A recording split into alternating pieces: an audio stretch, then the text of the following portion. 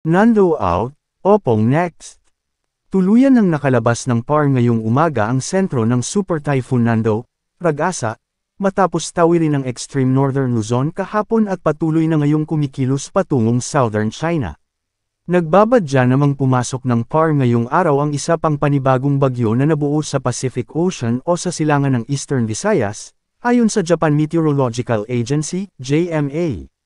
Sakaling pumasok na ng PAR, tatawagan itong Apong, ang ika-15 bagyo sa loob ng PAR ngayong taon. Patuloy na babantayan ang magiging kilos nito dahil mataas ang tsansa nitong maglandfall o dumaan sa bahagi ng Eastern Visayas, Bicol Region, Mimaropa, Calabarzon, maging sa Metro Manila, at sa Central Luzon. Pinaghahanda ang mga residente sa mga nabanggit na lugar sa inaasahang direktang epekto ng paparating na bagyo na ito sa mga susunod na araw. Manatiling mag-monitor ng mga susunod pang update hinggil dito.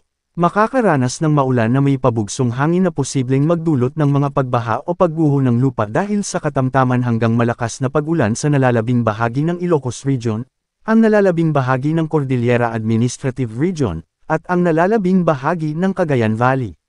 Minimal hanggang minor na banta sa buhay at ari-arian dahil sa strong winds.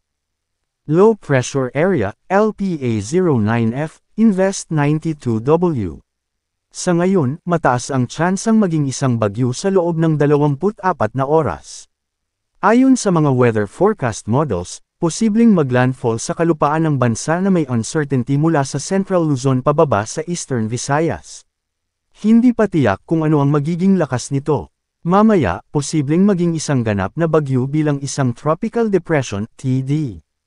Ayon sa Japan Meteorological Agency, JMA, isa na itong tropical depression, TD. Kung sakaling maging bagyo at papasok sa PAR, ito ay papangalang, OPONG. Southwest Monsoon o Habagat. Nakakaapekto ito ngayon sa Southern Luzon, Visayas, at Mindanao.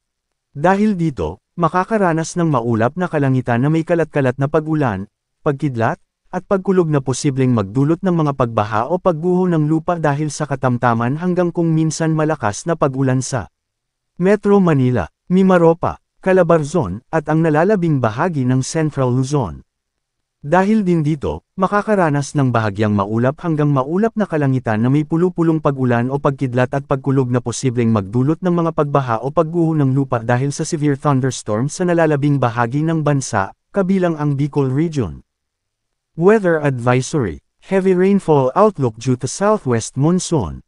Today, 50 hanggang 100 mm, Bataan, Batangas, and Occidental Mindoro. Paalala, posibleng magbago pa ang forecast. Pinapaalalahanan ang lahat na manatiling updated sa lagay ng panahon at sa posibleng tatahakin at magiging lakas ng sama ng panahon sa susunod na mga araw.